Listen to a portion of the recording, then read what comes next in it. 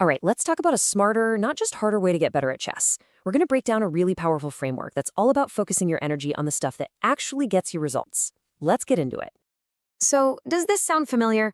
You're putting in the hours, you're doing your puzzles, you're watching all the videos, but your rating, it's just stuck. It's a super frustrating feeling, right?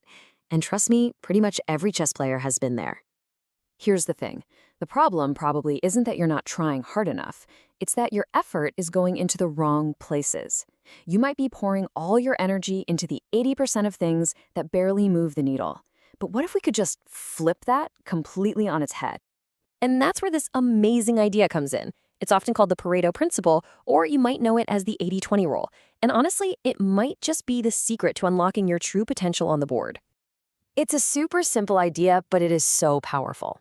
Basically, in almost anything, a tiny fraction of the inputs create the vast majority of the outputs.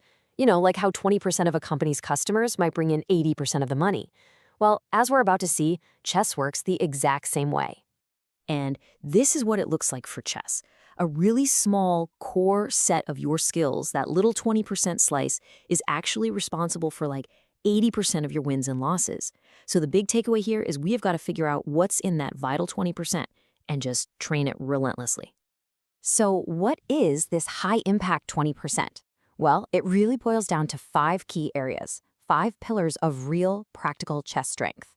These are the things that give you the absolute biggest bang for your buck when you sit down to study. And we have to start with the absolute king of high-return skills, tactics. Let's be real, most games are not decided by some deep 20-move strategic masterpiece. No, they're decided when one person spots a tactic that the other person just completely missed. It's often that simple. So you don't need to know every weird, obscure tactical trick in the book. What you need is to see these core patterns, like forks, pins, and discovered attacks, in your sleep. When you can spot these instantly, without even thinking, your whole game changes. It's all about depth here, not breadth. Okay, let's talk about our second pillar, essential endgames. I know. A lot of players hate studying endgames, they think it's boring, but that is a huge mistake. A little bit of knowledge here gives you a massive, massive edge. You don't need to know hundreds of positions. Just master a few key ones, like the Lucena or the Philidor. Knowing how to win with that extra rook and pawn, or how to save a game that looks totally lost, wow. It gives you so much confidence to trade pieces because you know you can bring home the point. Pillar number 3. This one takes on a huge myth in chess, openings. For 99% of us, memorizing 20 moves of the latest Sicilian Najdorf theory is a total waste of time. Why? Because your opponent's going to play something weird on move 5 anyway. Just look at the difference here. On the one hand, you've got the stuff that doesn't pay off, like memorizing deep theory. But on the other hand, you have these simple, powerful principles. Control the center, develop your pieces, get your king safe. These rules will get you a good position almost every single time.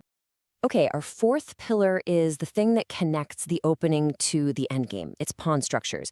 This is how you figure out what to do when there isn't an obvious tactic. The pawns, they kind of give you the roadmap for the game. If you can just learn to recognize a few common pawn structures, like the isolated queen's pawn, everything clicks into place. Suddenly, you're not just guessing anymore. You know where you should be attacking. You know which pieces are good. You know what your plan is. It's like a strategic cheat sheet. So, having a great plan is fantastic, but you know what can ruin any plan in a single move? A blunder. This brings us to pillar 5, and it is probably the fastest way to gain rating points. Just stop making so many blunders. So many games aren't won, they're just lost. And look, cutting down on blunders isn't about being some kind of genius. It's just about building good habits. It's a simple little mental checklist you run through before every single move. Stop playing on impulse, look at the threat, check for hanging pieces, and verify your king's safety. That's it. Do that, and you'll stop giving away free game. Okay, so if those 5 things are our critical 20%, what's in the other 80%? Let's quickly talk about the common time wasters, the stuff you can probably stop doing, at least for now. Now, these things aren't totally useless, but they're just not efficient. I'm talking about memorizing some obscure gambit you'll see once a year, or just passively watching hours of chess streams without really engaging.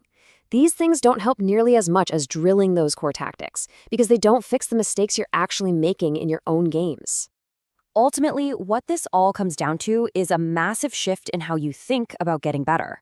It's time to stop being a knowledge collector, just grabbing random bits of chess trivia. It's time to become an error fixer. This right here, this is the whole thing in a nutshell. Stop asking the old question, what should I study next? That just leads to wandering around. Instead, start asking the new question, what specific mistake is costing me the most games? Is it missing forks? Is it messing up basic endgames? Find that one weakness and attack it. And that's really the main takeaway. Your chess strength will absolutely explode when you focus your effort on that vital 20% of skills that decide almost all the games. So the question I want to leave you with is this. What's the one mistake in your games that if you fixed it would give you the biggest possible return on your time?